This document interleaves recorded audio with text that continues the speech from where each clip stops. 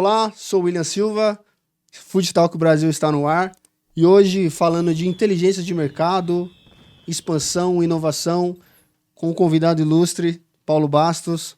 Obrigado por aceitar o convite, Paulo. Papo de alto nível aqui hoje com o Paulo, falando de inovação, as tendências do mercado, do segmento. Paulo que entende tudo e muito mais aí do mercado, vai nos abrilhantar nessa noite aqui na nossa mesa. Obrigado, Paulo, seja bem-vindo. Obrigado, William. Obrigado pelo convite. Prazer estar aqui com você. Paulo, vamos lá, começando nossa conversa, os modelos de negócio hoje, a gente está falando aqui já nesses outros episódios anteriores de operação, mercado, e eu já vou começar pegando no calcanhar de Aquiles. Alimentação saudável. Existe aí uma ruptura no fast food que todo mundo sempre colocou como uma comida de baixa qualidade, por ser feita de rápido, e tem se criado essa narrativa, vamos colocar assim, e está em crescente o mercado de alimentação saudável. Você, com toda a sua experiência, sua visão de mercado, como que você vê isso, essa transformação, e qual o futuro dessas operações, as tendências dessas operações no mercado? Cara, acho que a minha opinião é que a economia brasileira, a economia norte-americana, 10, 20 anos para trás. E a gente viveu o junk food, né? A comida ruim e tal.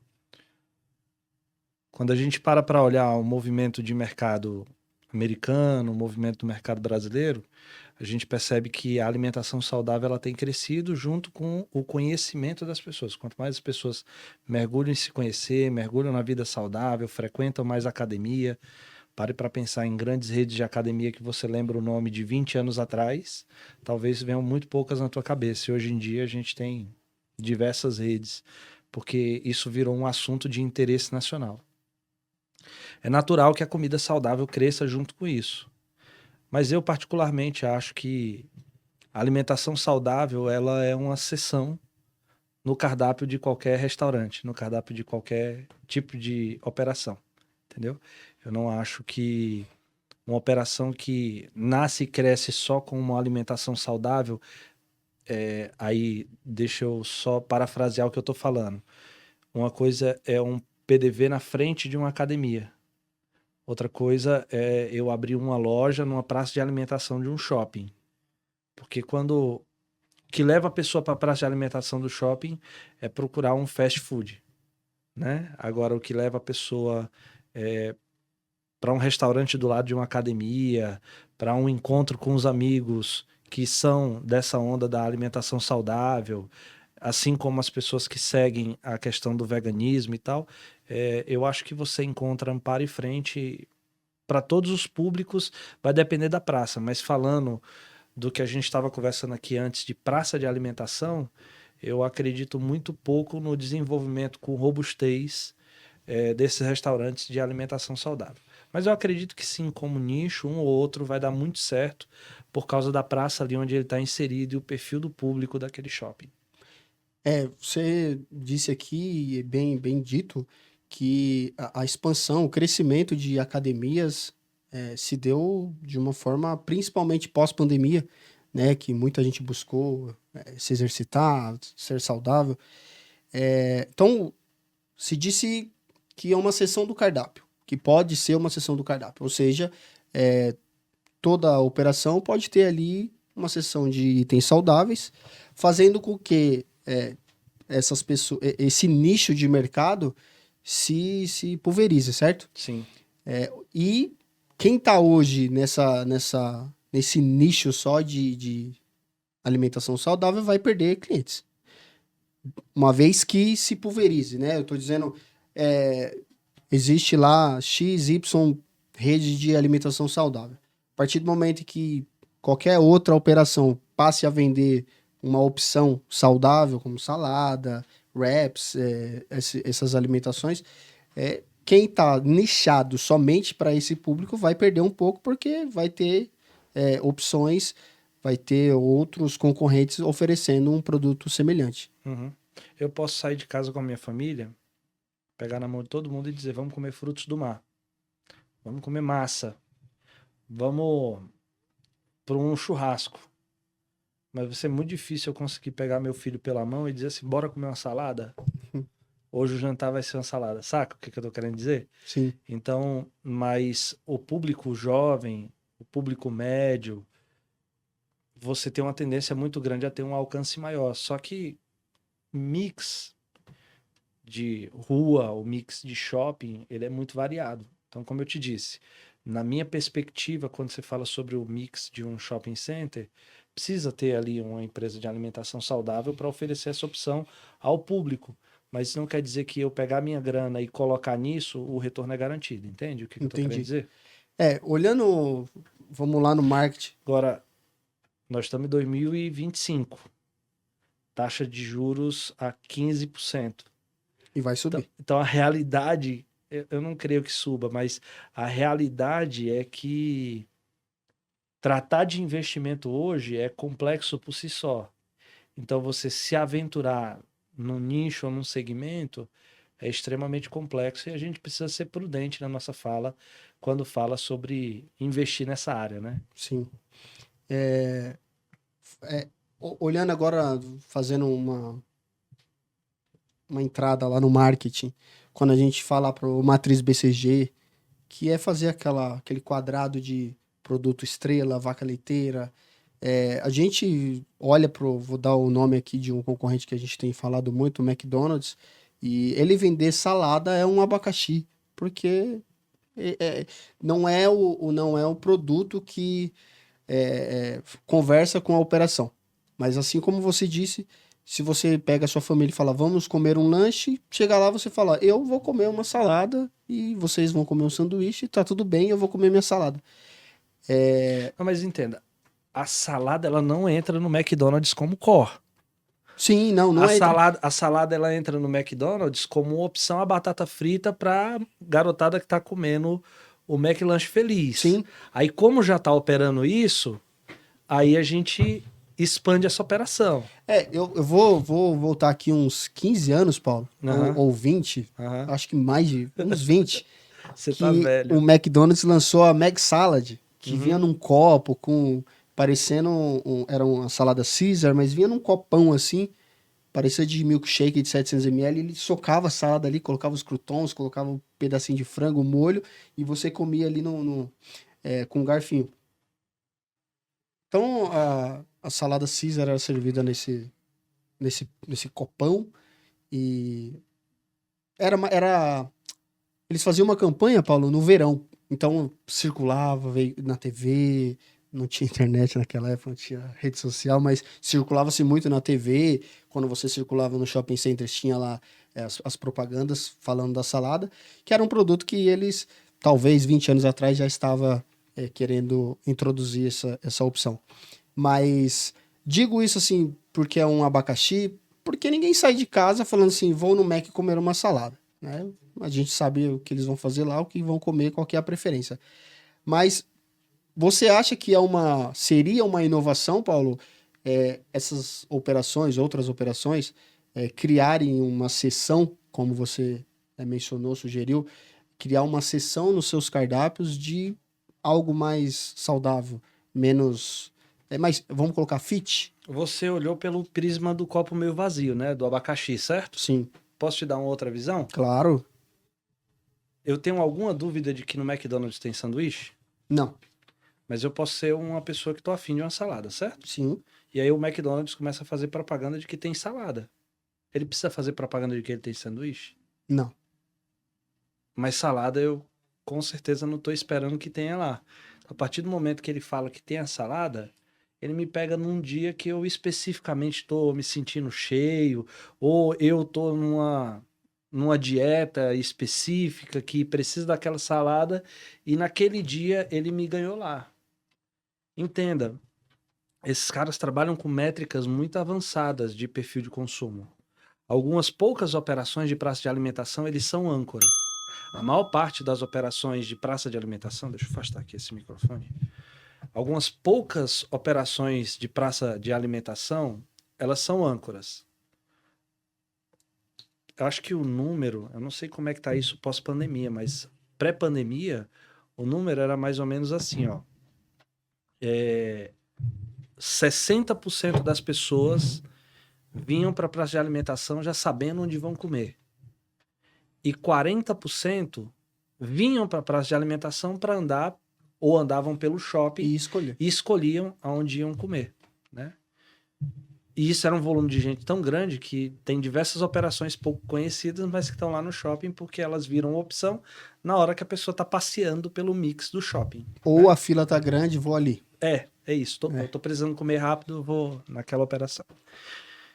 Então, quando você tem uma âncora como o McDonald's, que é âncora, aonde o McDonald's estabeleceu um restaurante, as pessoas vão até ele, porque ele está posicionado dentro da cabeça da pessoa na hora de tomar a decisão de aonde comer, vamos no Mac. Quando ele avisa que tem salada, ele está aumentando o raio de alcance dele, porque além de toda a massa que já sabe que eles têm o sanduíche, eles também querem alcançar quem está comendo salada. Entende? Sim. Por exemplo, eu tive com uma grande amiga, na época ela era vice-presidente lá do McDonald's, a Iris Barbosa, um beijo para ela. Reflita comigo, quem é o maior concorrente do McDonald's? Na opinião deles. Naquela época, né? Não sei se hoje ainda é a mesma coisa. Mas naquela época eu fiquei impressionado quando ela me Que falou. época? Falando de 2015, Habib's, Habib's. E por que o Habib's? pelo ticket médio? Por causa do esfirra 99 centavos. Dizem, não sei se eu não posso afirmar, mas Porque dizem que o Habib's foi o que deu o primeiro tiro na guerra do hambúrguer, né? A guerra do preço do hambúrguer. Aquele precinho de mas Burger foi. King a Mas foi. 9,90. Não dizem, foi isso mesmo. Porque o McDonald's, o público que ia consumir um Big Mac, ele é um público sensível a preço. E aí a pessoa imaginar que ela pode fazer uma refeição no Habib's comprando um esfirra 99 centavos, fez com que o McDonald's desmembrasse toda a compra para poder lançar um hambúrguer com um preço acessível. A ideia não era vender o hambúrguer, a ideia era vender todo o combo depois que o cliente chega na frente. Só que, de novo, essa é a guerra dos âncoras. Eu sou âncora, eu tenho que buscar com que a pessoa esteja com a minha marca posicionada na cabeça dele. Agora eu vou levantar. Putz, William, terminamos o podcast aqui, foi mó da hora. Bora no Mac? É isso que eles querem. O objetivo é esse. Então, colocar um sanduíche como um boi de piranha dentro do cardápio, com um preço, fazendo com que você queira ir lá, esse é o desafio de todos eles, entendeu? Ali tem profissional muito bem remunerado só para pensar nisso, para criar comportamento de consumo. Então, o que a gente tem que pensar quando a gente olha capacidade de investimento, que eu acho que era uma das coisas que você estava buscando aqui na conversa comigo, cara, num cenário conturbado como a gente vive, numa economia complexa, com um monte de gente falando mal do Brasil, como é que eu faço? Aonde eu invisto? Eu quero entrar no setor de alimentação. Como é que eu posso procurar o meu lugar ao sol? Você tem que pensar em todas essas coisas que a gente está falando. Porque você tem uma chance muito grande de meter os pés pelas mãos se você for só na ondinha e na modinha. Aí você vai entrar em todo mundo que... Porque assim, toda onda ela sobe e quem entrou nela baixa ganha dinheiro até ela subir. E depois que ela sobe, ela quebra. Sim. Né? Pense nas paletas mexicanas. Isso. Pense no sorvete de iogurte. Então, a gente já viveu diversas dessas ondas. E quem entrou no início ganhou dinheiro.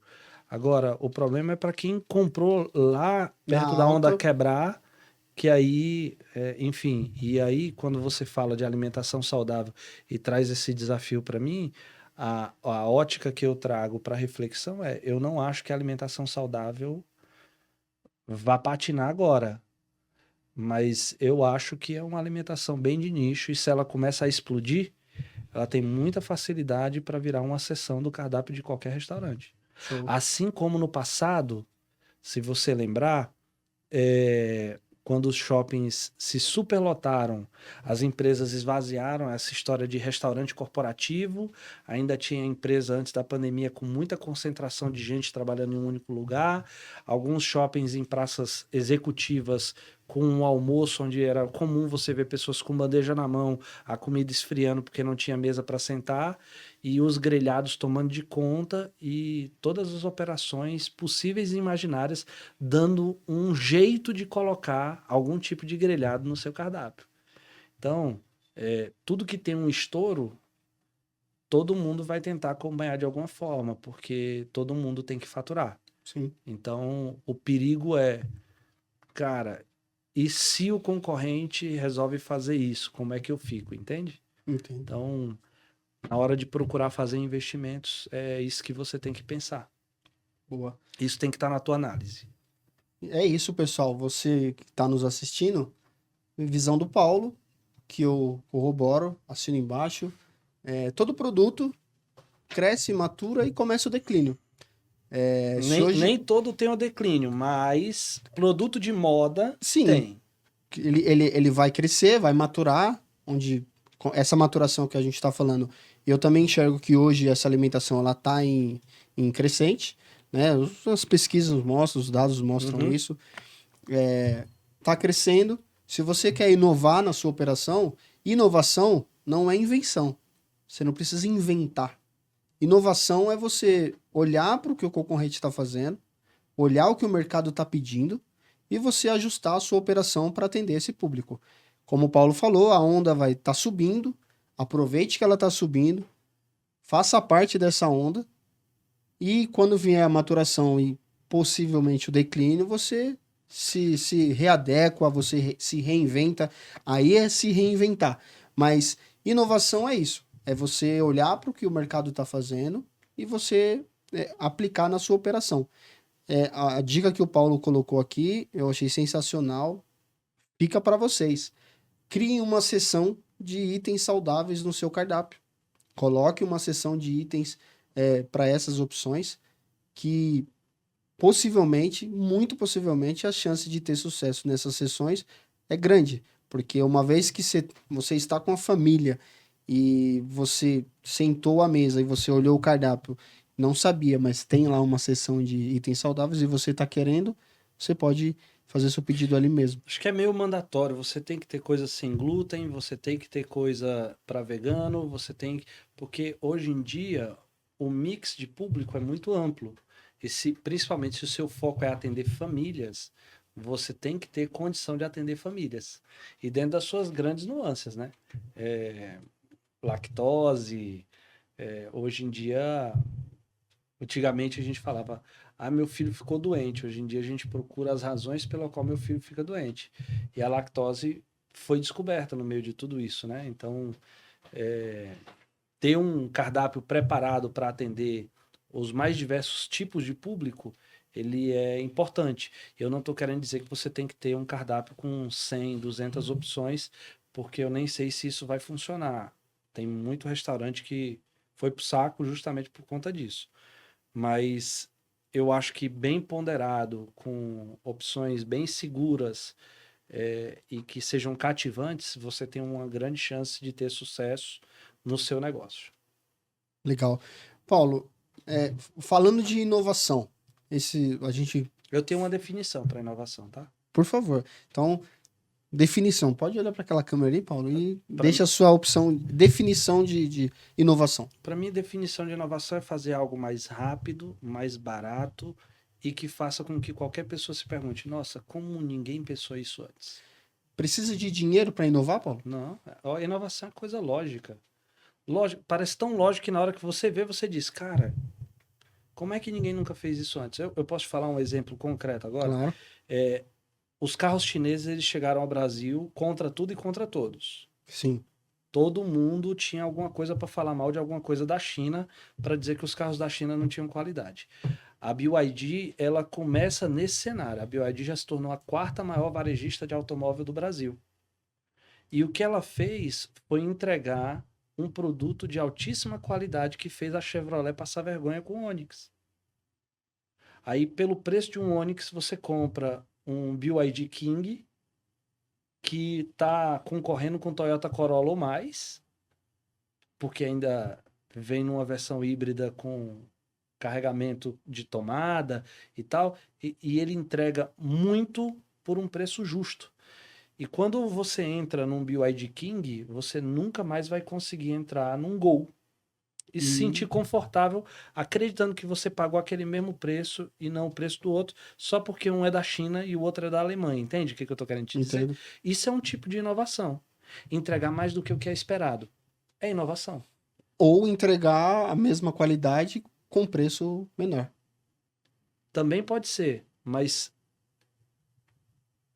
emocionar a pessoa porque você entregou mais do que o que ela esperava pelo preço que pagou, cria uma experiência para o cliente que faz com que ele vire um promotor da tua marca, saca? Sim. É o cara que vai sair e vai falar que... Às vezes entregar o básico, né? Todo mundo fala, né? Caneta Bic tá aí há vários anos com o mesmo produto entregando o básico bem feito. Muitas vezes isso é o suficiente. Cara, entenda, você não precisa ser o nota 10. Se você for nota 7 com consistência, irmão, você já tá muito acima da média. Sim. Nós falamos aqui no episódio anterior de delivery e falamos de nota 1, como que impacta e derrete ali a sua nota de 5. Então, é melhor você ter 4, 4,5 sempre, do que você ter muitos 5 e ter 2, 1. Certo? Uhum. Que você tem 5, 5, 5, aí você toma 1, a sua avaliação vai lá embaixo.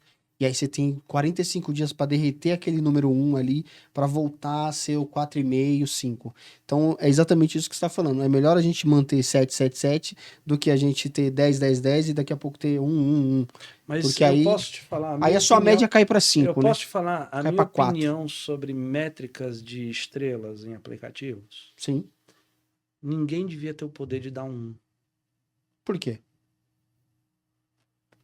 Se eu tenho um restaurante que recebeu 3 5 e um 1, eu preciso entender o que está acontecendo. Você é um empreendedor, você está metendo as suas caras aí para trabalhar. Aí você tem uma pessoa que não gosta de você, que não vai com a sua cara. Pede o teu produto e te dá um 1. Pelo simples fato pelo qual ele quer que você se ferre. A pessoa não tem o direito de fazer isso. O aplicativo não pode aceitar isso. Aí tem a contestação, né? Que dá para fazer, Não, tudo para você bem. contestar. Tudo bem, mas eu acho que o poder que me parece que esse 1 tem, me parece que é um poder que não deveria existir. Entende o que eu tô querendo te dizer? Sim. Um 2 é uma nota baixa pra caramba. E já é uma nota baixa pra caramba. Tem que ser muito ruim pra merecer um 2, Pra saca? tirar 1 é beira a maldade, né? E eu vou te falar ainda mais, cara. É uma prestação de serviço que parte dela é feita pelo restaurante e parte dela é feita pelo aplicativo. Porque tem a experiência da entrega. Sim. Vou te falar uma coisa, você pede uma pizza e o cara da entrega, entenda, tem o primeiro fornecedor, que é o aplicativo, tem o segundo fornecedor, que é o restaurante, e tem o terceiro fornecedor, que não é um nenhum dos entregador. dois, que é um entregador que presta serviço para o aplicativo e para o restaurante para poder concluir a minha experiência. Esse cara, ele tá com 2, 3 contas plugadas em 2, 3 celulares. Nenhum dos celulares usa a placa da moto dele, porque aquela moto às vezes até ilegal é. E esse camarada, ele vem com um monte de encomenda, levando para um monte de lugar, e a minha pizza, quando chegou, chegou fria. Aí eu fiquei com raiva disso, abri o aplicativo e dei um 1 pro restaurante. O 1 que eu tô dando é realmente pro restaurante?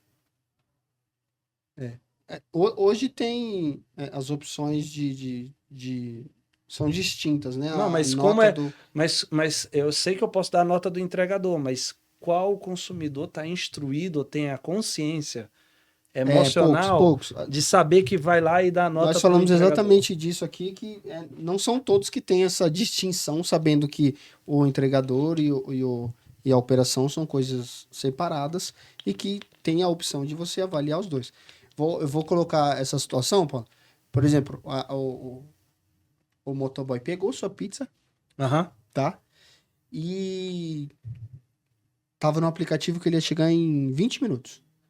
Ele chegou em 12. Uhum. Pô, criou-se uma expectativa, certo? Uhum. Só que ele veio em 12 minutos, dando grau, passando na lombada, sua pizza chegou toda virada. Então, quando o entregador te entregou a pizza, você não abriu na frente dele para ver. Você recebeu a pizza, foi até a sua casa, quando chegou na cozinha, pôs a pizza na mesa, abriu, a pizza tava toda virada. Aí você entende que, pô, não, o motoboy, o entregador chegou antes do tempo, ele foi rápido. A culpa foi do restaurante que embalou mal, a culpa foi do restaurante que virou minha pizza, que fez errado. Então, eu acho que é isso que você tá querendo dizer. Não, Que aí, o que eu tô querendo dizer é que no final do dia, cara, a culpa é do app. a culpa é do app. Porque essa é uma operação do app. Por isso eu acho que o número 1 pro restaurante É ruim. Não é não é justa. justo. Não é justo. Não é justo. E eu não tô pensando em nenhum restaurante específico. Eu tô falando aqui a minha No opinião, geral. pensando assim na operação disso no geral, entendeu? Entendi. Até porque eu acho que deveria ter pesos diferentes para coisas diferentes. E aí eu vou te explicar o que eu tô querendo te dizer. Você concorda que você pediu um sanduíche e você é um cara estabelecido, mora em um prédio de bom padrão e tal, e que a tua nota 4 não tem o mesmo peso que a nota 4 do cara que está lá na comunidade, pediu lá no morro, o motoqueiro subiu lá, entregou para ele, ô irmão, valeu aí e tal, não sei o quê.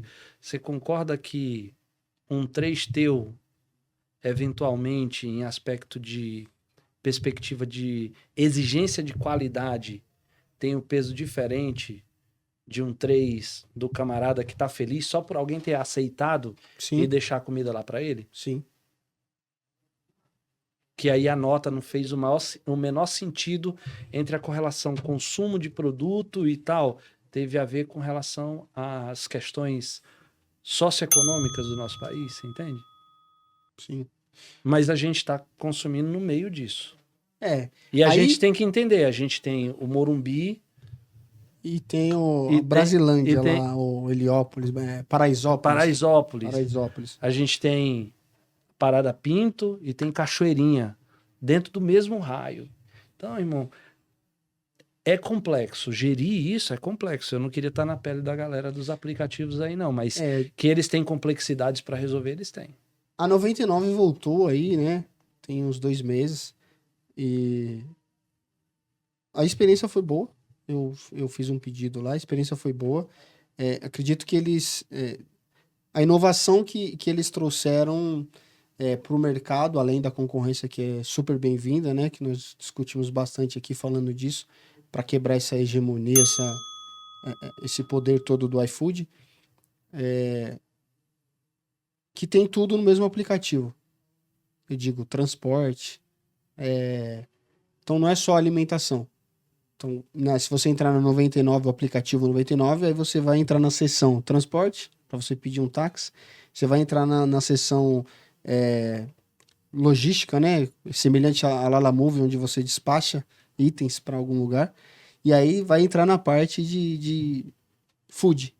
Então, a inovação da 99 foi pegar a plataforma dela de transporte, né?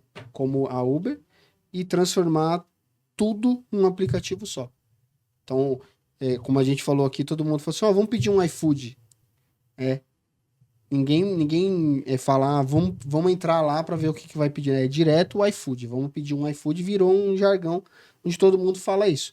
E não se fala, mas vou pedir uma pizza. Vou pedir um iFood, lá no iFood eu vou decidir o que eu vou comer.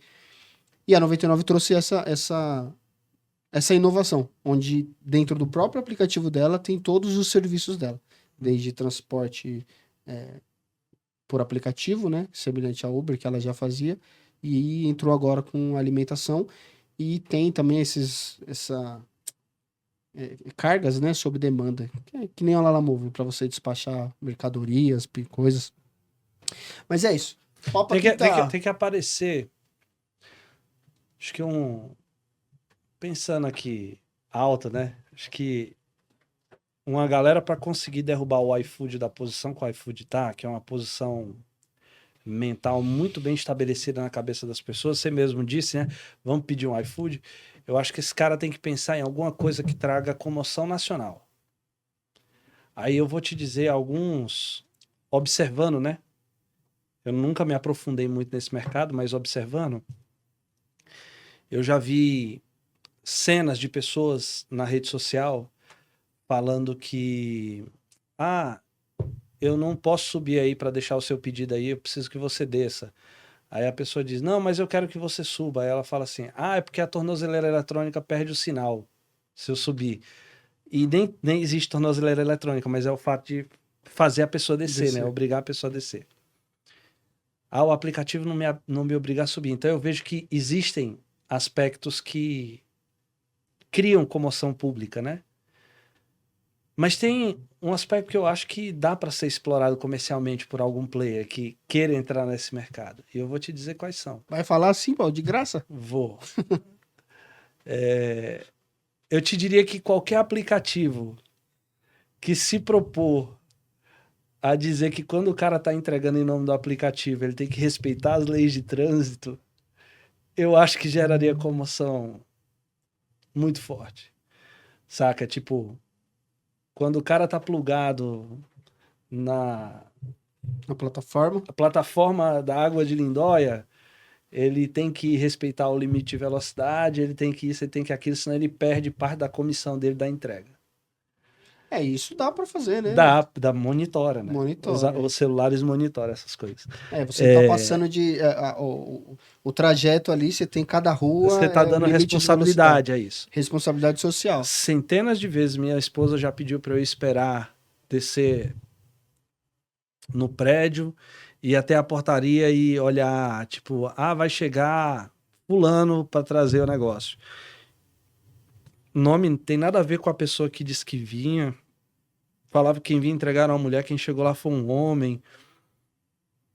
Tem muita informalidade. Sim. Mas isso gera muita insegurança. A gente já tem um jargão aqui em São Paulo, né?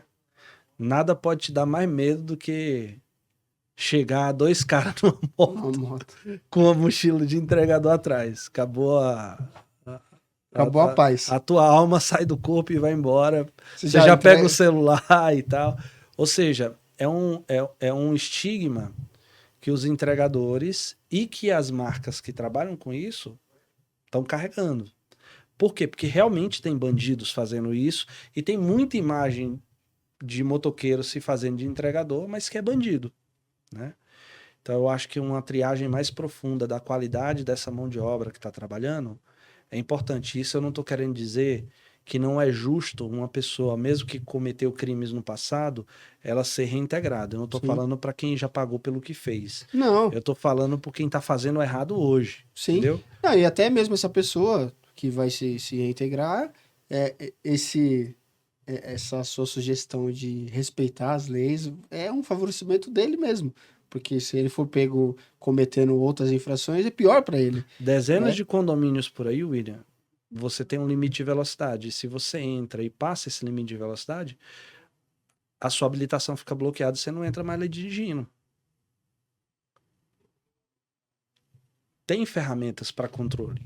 Sim. Então, eu acho que você consegue muita comoção social quando você implementa uma governança para a escolha dessas pessoas que vão trabalhar. A Uber já não. A Uber não quer mais ninguém, né? A Uber já fez um anúncio que em 10 anos no máximo não haverá mais motorista para aplicativo deles. Os aplicativos deles vão ser completamente com carros autônomos. Tesla. E aí eu não sei se vai ser Tesla, mas ele já está anunciando que em 10 anos não tem mais motorista, né? Mas aí vamos lá, como será que vai se dar isso, Paulo? Porque estamos falando aqui, viu, pessoal, de inovação, tendência, tecnologia, que abraça a inovação, né, a tecnologia. A legislação brasileira não está nem preparada. Quer ver um exemplo? Não, mas eu vou falar, a Uber, ela tá no mercado e ela não tem um carro próprio. É tudo terceirizado, é tudo carro de terceiros, né? Então você pega seu carro e você... Uma vez que ela sugere criar-se uma frota autônoma, o investimento vai vir de quem? Dela? para colocar esses veículos na rua, Cara, se ele te apresentar um plano de rentabilidade pra você comprar um carro e é isso que pendurar eu ia lá, falar. você não Então vai pôr dinheiro vai nisso, pô? continuar na mesma, né? Ele vai pegar e vai falar assim, ó, Paulo, estamos aqui com Só não vai ser com uma motorista. proposta, não vai ter motorista, até é bom para você que você não tem mão de obra, mas ó, você investe aí, você colocar 1 milhão aí para colocar 5 carros da Tesla para rodar no nosso aplicativo e a gente te paga uma comissão. É isso? Seria esse o plano? Vai saber qual vai ser o plano que eles vão utilizar, mas o ponto aqui central que eu tô querendo dizer é assim, para você desbancar uma empresa como o Uber, você precisa ter algo que gere comoção nacional, que faça com que não seja mais legal dizer, bora pegar um Uber, entendeu? Sim. E aí a gente passou para esse tema o tema da iFood, desculpa. Aí a gente passou pro tema do Uber, né? E no tema do Uber, cara, é complexo, porque pro Uber o motorista é um problema, pro motorista o Uber é um problema, e o consumidor fica no meio de uma briga entre motoristas de aplicativos e a tecnologia.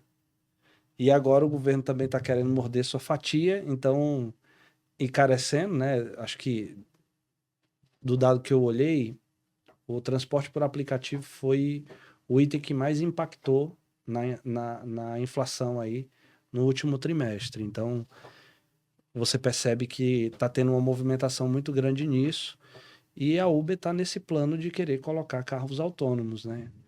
Mas Ó, aí Paulo, mas aí eu te pergunto sobre legislação no Brasil, porque é complexo. Eu sou dono de um carro, o carro é autônomo. Eu coloquei o endereço do carro, supor que os mapas estão homologados, está tudo certo, pode rodar com o carro autônomo. Eu coloco o endereço da minha casa, tomei um negocinho, o carro atropelou uma pessoa. E aí, quem estava dirigindo era o carro sozinho. Eu sou a única pessoa que estou dentro do carro, habilitado, sentado no banco do carona, mas bebi. E aí? mas esses carros normalmente tem câmera interna, né, que Não, não tem, mas não, de mas quem é a que responsabilidade legal? Alguém vai precisar pagar uma sim, aí a indenização. gente não Quem que sabe. vai precisar pagar essa indenização? Aí é só o futuro vai dizer. Pessoal, estamos no Food Talk Brasil. Aqui, hoje o tema é inovação, tendências. E é isso, quando a gente faz um brainstorm assim, vai falar de inovação, as ideias afloram, vai para vários caminhos. E o Paulo trazendo essa mensagem aqui sobre o Uber, né? Entramos na questão dos aplicativos de entrega, delivery. Você me deu um insight aqui, Paulo. Se a Uber declarou que pretende colocar veículos autônomos, por que não o iFood colocar veículos autônomos para entregar seu pedido? Eles já estão começando com os drones, né? Estão começando com os drones.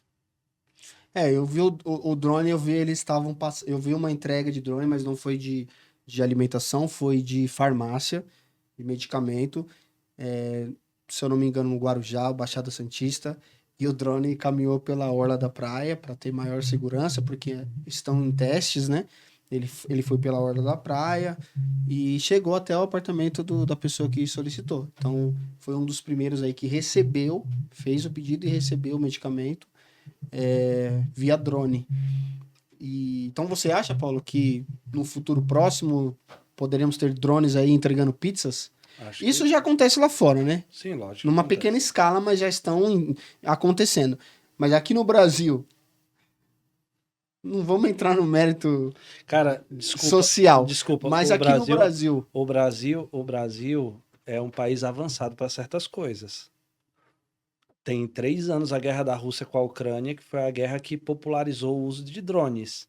O Comando Vermelho já está usando drone no Rio de Janeiro. Então, para certas coisas, a inovação chega bem rápido no Brasil. Então, a gente tem que ter essa consciência de que, mas apesar aí... da gente dizer que o Brasil é um país ultrapassado, é ultrapassado em certas coisas, em outras coisas a gente é muito avançado. Eu não acho que é ultrapassado. Aliás, eu acho que o ultrapassado fica na parte burocrática, de travar, por exemplo, uma situação dessa aí do iFood, vamos colocar, do iFood, do delivery, vamos usar o delivery, de ter drones, de ter veículos autônomos fazendo entrega. Não é como o Mercado Livre. Mercado Livre, daqui a pouco, tá com veículo autônomo. já tem uma frota elétrica, né? Uhum. E daqui a pouco tá com veículos autônomos. Mas aí tem quem vai fazer a entrega, Paulo? Ô, Como William, é que... Vamos lá, agora você jogou o tema aí na mesa, vamos destrinchar. Vai chegar a pizza para você, como que você identifica? Como é que você libera o drone? O drone vai chegar, ele vai ter que se estabelecer uma área de pouso, e aí uma área de pouso que eu falo pequena, mas parou ali, você vai lá, retira seu pedido, talvez leia um QR Code para ele desbloquear e você retirar seu pedido e ele volta para a base. você acha que o grande chamariz disso vai ser o próprio celular da pessoa que pede, né? E aí tem que ser alguma coisa no piso térreo, né? Sim, Mas, cara, eu vi uma cena impressionante, eu não lembro qual país que era, acho que depois você pode procurar, colocar aí na tela para o pessoal ver, mas era a frente de uma empresa e aí o iFood chegava lá e colocava as alimentações tudo lá. A pessoa chegava, pegava a sua e ia embora. Eu achei aquilo do caramba. É o tipo de coisa que aqui no Brasil, por causa da nossa cultura, infelizmente ainda sim, não funcionaria. Porque diversas pessoas pegarem a comida do sim, outro sim. e tal, enfim, nem diria Lá só por fora a maldade, Amazon faz muito isso, de deixar a entrega na na porta. porta e Uhum. vai embora. Não, não É. tem. Mas o que eu tô querendo te falar com isso é que tem muita oportunidade. A gente está falando de inovação só para players grandes, a gente falou aqui de Mercado Livre, falou de iFood, falou de Uber. A minha pergunta é assim, William, o que a gente está deixando passar? Porque o iFood, um dia, ele foi uma ideia de entrega de pizza. E aí evoluiu e hoje virou, vamos pedir um iFood aí, né? Que você Sim. citou. Minha questão é, o que a gente está deixando passar? O que a gente não enxergou? O que tem de oportunidade e a gente ainda não viu? Porque a chave está nisso. A chave está em encontrar soluções para problemas reais. Os, os vencedores, eles são focados em resolver problemas do mundo real. Sim. E aonde estão essas oportunidades? Com cantinas de escola, com alimentação para pessoas que trabalham fora, com alimentação de colaboradores. Aonde estão essas oportunidades? Porque eu acho que essa reflexão é o brainstorm real que vão trazer as ideias reais, tanto para a Os gente quanto para a pequenos. audiência. A gente tem que ter a consciência que ninguém nasce grande. Todo mundo, as grandes players, a Amazon nasceu numa Foi garagem, pequeno. Google, todo mundo nasceu e aí foi ganhando robustez. A Amazon, pô, a Amazon tá vendendo de tudo, cara. A Amazon agora virou plataforma de carro seminovo. Puxa vida. Sim. O Mercado Livre está virando distribuidor de peça, ocupando o lugar das autopeças dentro do digital. Então, a questão é, os grandes players estão pensando no que os grandes players têm que pensar. E o que cabe para o cara que está sentado numa cadeira, trabalhando numa empresa e pensando, cara, eu queria pedir demissão, pegar a minha grana e empreender. Onde é que está a oportunidade desses caras, William? Pensando assim, você tem cantina do chefinho, modelo de franquia mais barato, mas e aí, onde é que estão as oportunidades? Essa reflexão, cara, ela traz um leque muito grande de possibilidades, viu? De Então, novo, lembrando, colocar grana com 15% de taxa de juros, o que significa taxa de juros alta, William? Você sabe? menos dinheiro no, circulando. Menos dinheiro circulando porque eu preciso conter a inflação, e a inflação é demanda maior do que a demanda está maior do que a oferta. Sim. Então, gera inflação, certo? Inflação do Brasil é uma inflação que tem diversas características únicas, mas pelo menos ainda não é hiperinflação que já houve no passado. A gente tem memória curta, então a gente não lembra, mas já houve. Mas o ponto é, taxa de juros alta é um remédio amargo, é um vírus que está acabando com a nossa economia, principalmente quando a gente escuta o presidente do BC falar que isso não é algo passageiro nem momentâneo, a gente tem que. Ele Por falou que a isso a gente tinha que minha, cerrar os por isso a dentes, fechar os olhos minha e. visão pessimista de que vai aumentar. Mesmo que não. Taxa de juros alta significa que o produto dinheiro está caro. Sim, Ou seja, quando você pega uma grana, você tem que entender, aquele produto tá valendo, tá sendo bem remunerado no mercado. Ou seja, quando eu pensar em empreender e usar esse dinheiro para algo, tem que remunerar em uma condição melhor do que o mercado está remunerando. Ou seja, falar em 15% por ano, você está falando da Selic. Ou seja, tem que ser negócios mais bem margeados do que isso. Ou seja, precisa ser eficiente, precisa ter ter margem. inovação. Você precisa trabalhar o teu negócio para ele ter margem. Se ele não tiver margem, não está valendo a pena empreender. Então, mas ao mesmo tempo, os grandes players estão inovando. Você pode ser o cara que acompanhou todo mundo e dizer, pô, um dia eu tive essa ideia e o Mercado Livre fez, ou você pode dizer assim, cara, deixa eu montar esse negócio aqui e ou um dia ser comprado pelo Mercado Livre, ou eventualmente se tornar maior do que o Mercado Livre, porque é uma possibilidade, entende? Sim. A inovação, ela... E a gente tem, né, de uns 15 anos para cá, a formatação de startups, né, que a minha visão de startup, Paulo, é podemos errar rápido e se corrigir muito rápido. O problema da inovação nas operações não é errar, é demorar para se corrigir, ou demorar para inovar. Seu cardápio tá ficando, tá ficando para trás, tá precisando de uma inovação, faça. Porque se você não fizer, outros vão fazer. E a gente falou aqui de praça de alimentação, do dinamismo que tá. Operações fecham e abrem outras assim em menos de 3 meses. Você passa no shopping center e tem uma operação, aí você fica 3 meses sem passar naquele shopping, quando você... Qual o tamanho da feira da BF hoje em dia? É gigante. Porque franchising virou ser dono de uma franqueadora virou um good business. É um good business porque você tem uma segurança, né? Você tem uma... eu vi um dado que 29% das empresas de alimentação, elas quebram nos primeiros 2 anos.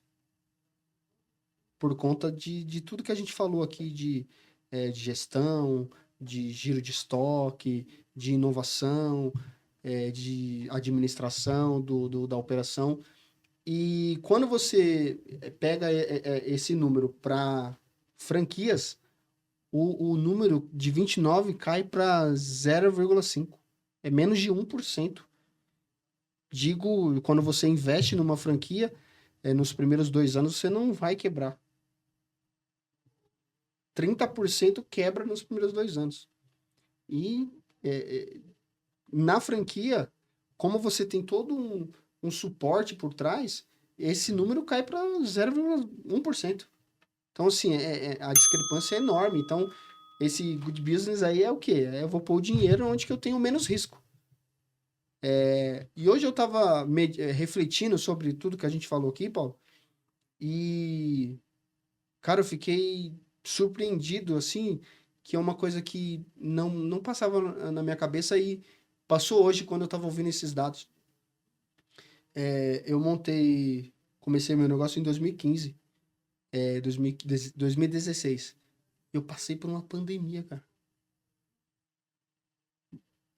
Eu não tenho o número exato, Paulo, mas dizem que circula aí entre 25% a 45% de empresas que quebraram na pandemia. Uhum.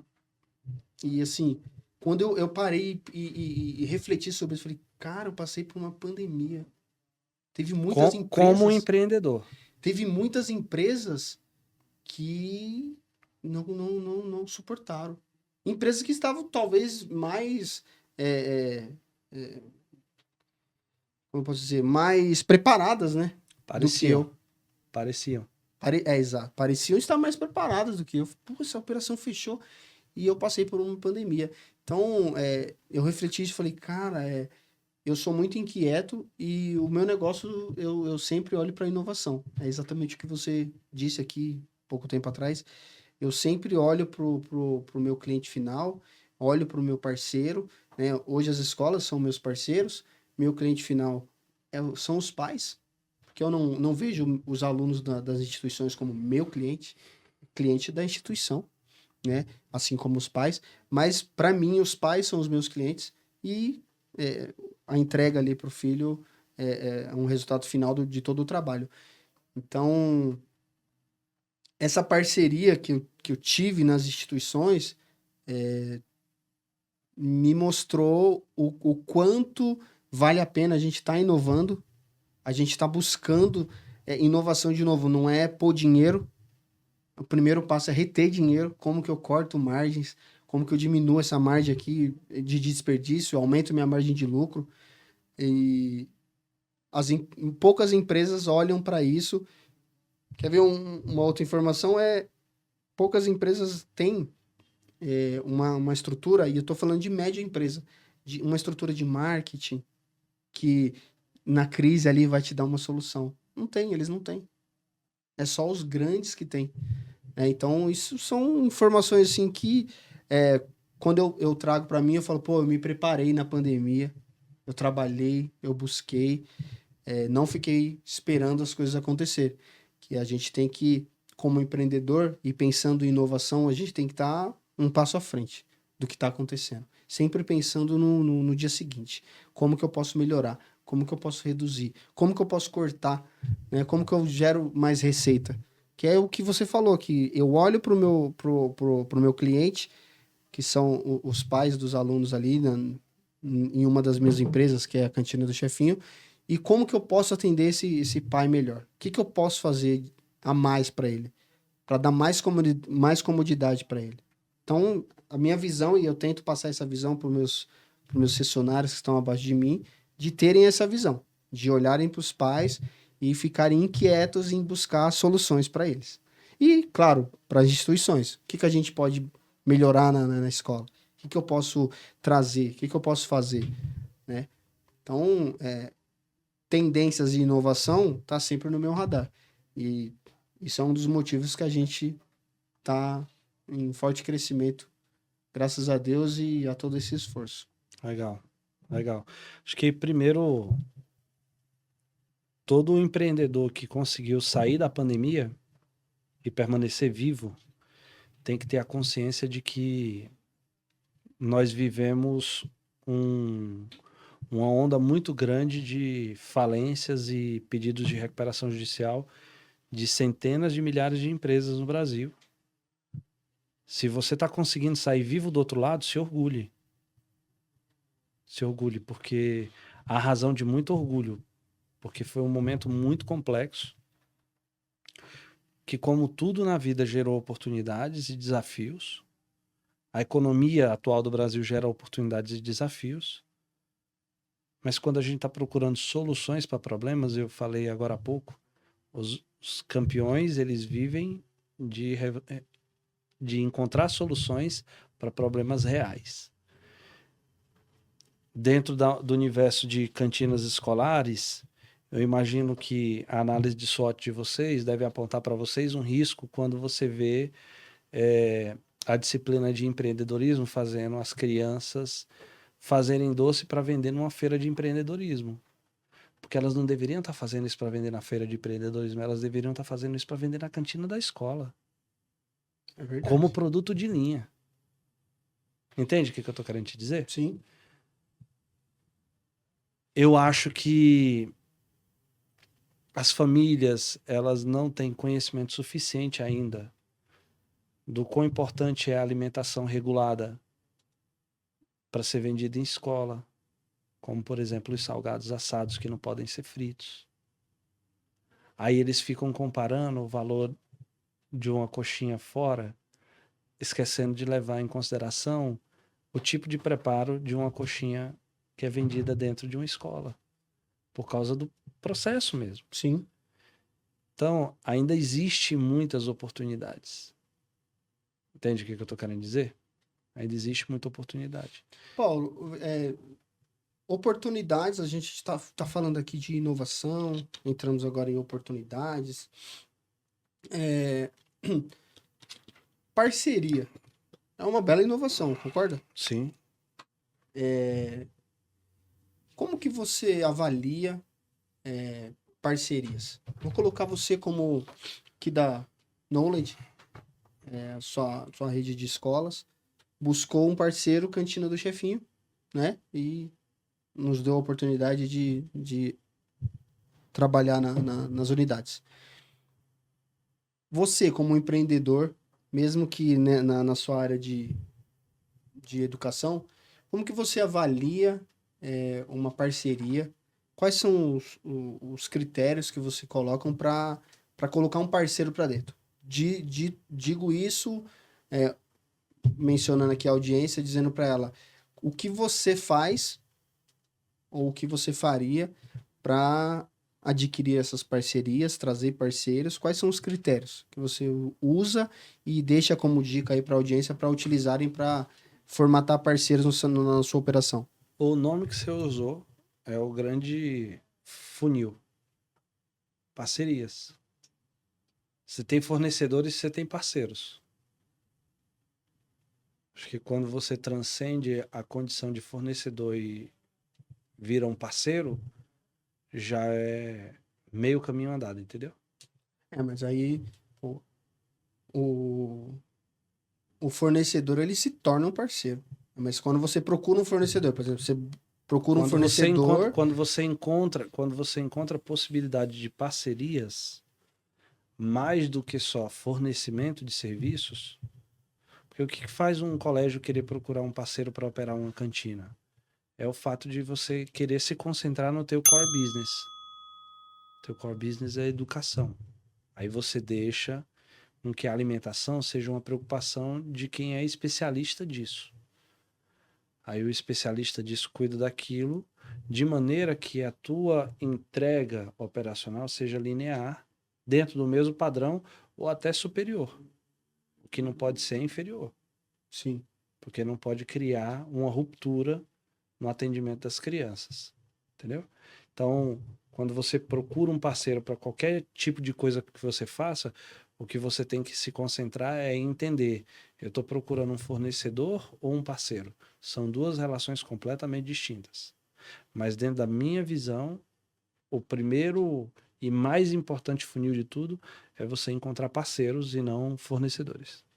Então, para a gente buscar um parceiro, é algo que a gente faz, não faz bem e precisa de um especialista, ou uma oportunidade de negócio para alavancar seus resultados?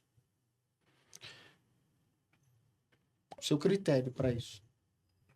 Cara, o meu é, de novo, eu ter confiança de que a entrega operacional vai ser feita a contento, o entendimento entre as partes de que coisas vão dar errado, porque vai dar errado, mas a gente ter capacidade e agilidade de resolver as coisas que vão dar errado. E por último, cara, eu acho que é o relacionamento. Então eu acho que esses são os pontos que são importantes para fazer uma tomada de decisão de trabalhar ou não com um parceiro.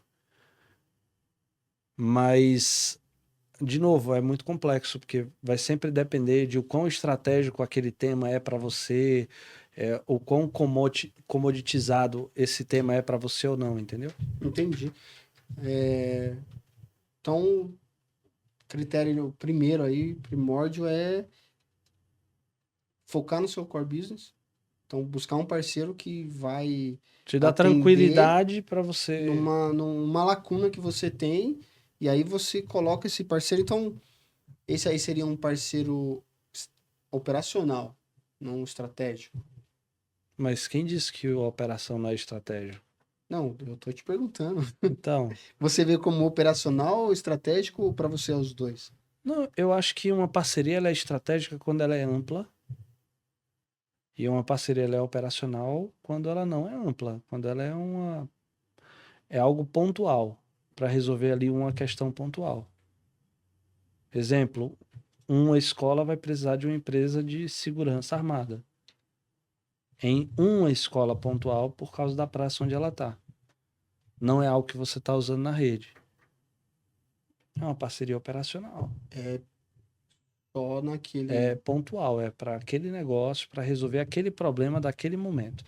Ou vamos, o sazonal, talvez, né? Que aí a gente coloca aí Agora, uma parceria estratégica é tudo aquilo que lida com o teu cliente, carrega o teu fortalece- nome e fortalece a experiência. Que fortalece o seu negócio. Por exemplo, uma parceria sazonal, a qual suas instituições já aplicam e virou uma tendência, é as colônias de férias, Uhum. né? Que algumas escolas fazem, né? Essa operação de colônia de férias e outras instituições elas contratam empresas para fazer essa colônia de férias.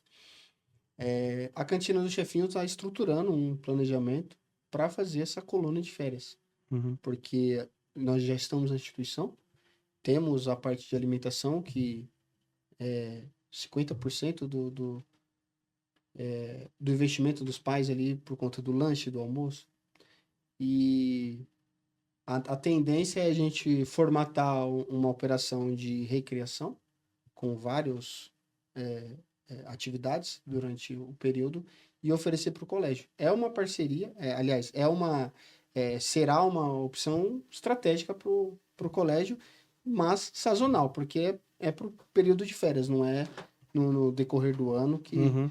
que vai. Mas você vê que essas parcerias que você tem hoje, elas te trazem resultados para o seu negócio?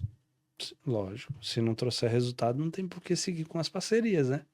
Bom, eu pergunto isso para você, Paulo, porque nós temos um trabalho e já conversei com outros mantenedores, diretores, e eles entendem que a cantina é a cantina.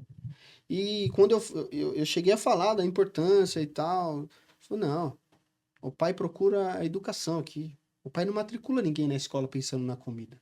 Matricula só por causa do estudo. E eu falei, olha, existem casos que, não, bobeira. A cantina aqui pode ser qualquer uma que o pai vai deixar o filho aqui por conta do estudo, do método de ensino.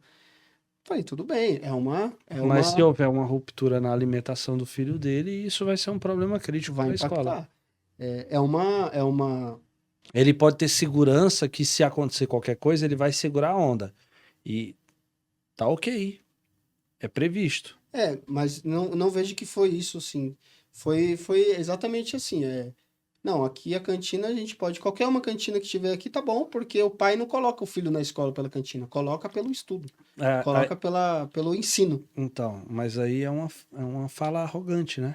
Não, arrogante ou talvez despreparada, né? Porque eu, como pai, tenho 2 filhos, eles estudam nas escolas que opera a cantina do chefinho. Tá fácil encontrar colaborador no teu segmento? Não, em nenhum Em segmento tá nenhum fácil. segmento tá fácil. Aí o colaborador da cantina do camarada que tem uma fala dessa aí faltou, ele arruma uma pessoa para cobrir, essa pessoa não conhece uma criança que tem intolerância a um ou outro item, passa a alimentação completa para essa criança passa mal. Ou seja, eu peguei o local que cuida do meu bem mais precioso, que é o meu filho, e meu filho foi negligenciado. Aí a cantina vira um problema para ser resolvido. Não Entende é? o que eu tô querendo te dizer? Sim. É obviamente que não é um único fator que influencia isso, é uma sequência de fatores que leva a isso. Mas é um ponto sensível, sim, porque envolve a saúde do bem mais precioso que todas essas famílias têm, que é o filho. Então, de novo, eu acho uma fala arrogante. A alimentação nas escolas Obviamente que a pessoa pode usar uma fala dessa tentando, numa negociação com você, te colocar num patamar que não tenha tanta importância quanto você achava que tinha para negociar. sim. Então, na negociação, a pessoa pode usar isso com você. Mas a minha convicção é inabalável, assim. Não, independente Entende? da tua convicção. Não, eu digo Na negociação, na negociação, obviamente, dependendo do negociador que você encontra mas do outro aí, lado. Paulo, eu digo que minha convicção é inabalável nesse sentido que ela vai querer reduzir o meu preço e eu vou falar, não, meu preço é esse. Entende? E tudo bem, não fechamos, não chegamos a um acordo, tá tudo certo. Quem sabe daqui 2 anos ela volta a entrar em contato comigo necessitando do serviço. Tudo é assim. Exatamente. É a lei da oferta e da demanda, né? Ela pode praticar o preço que ela achar que é adequado, Uhum. mas você está na área de educação, já foi da área de transporte aéreo, pô, aviação, Injeção.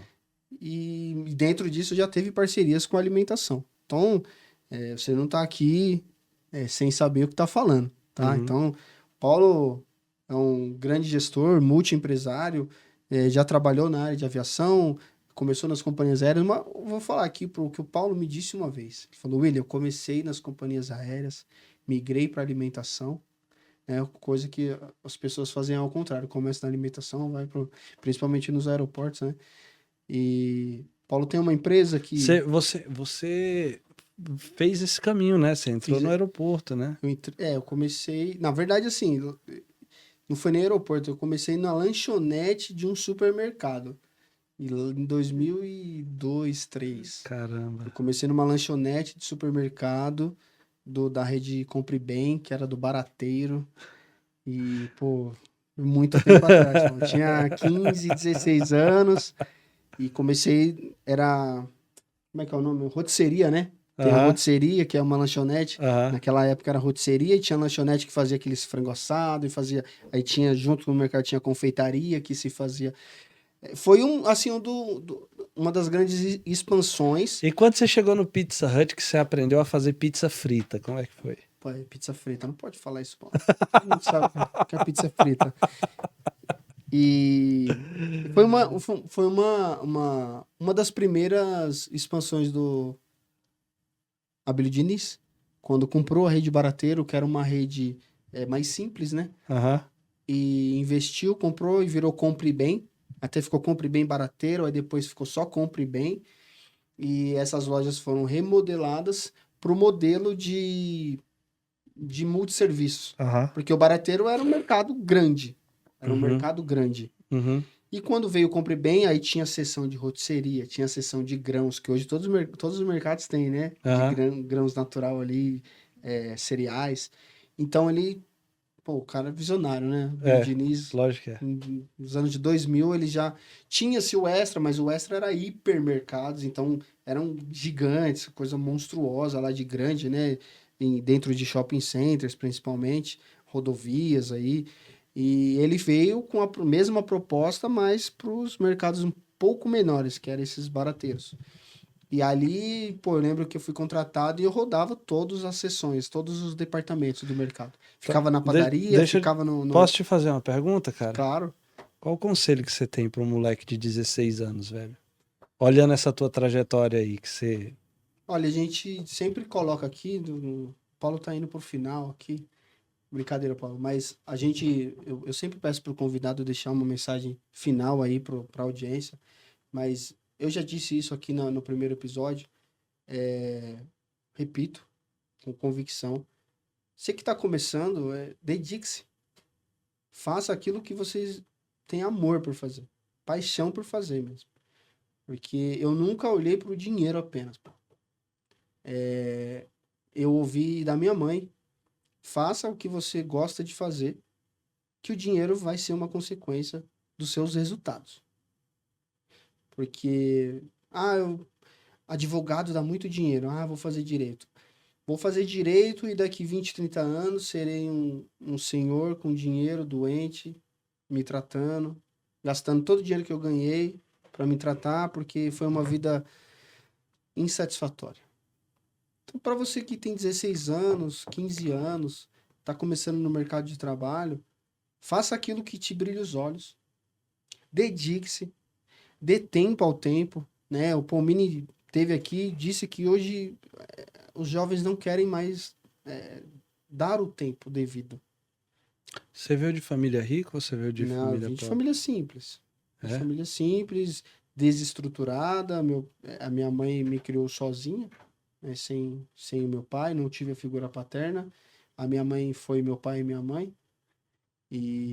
Mas desde sempre ela me ensinou que tudo aquilo que nós desejávamos, nós conseguiríamos, desde que nos dedicássemos.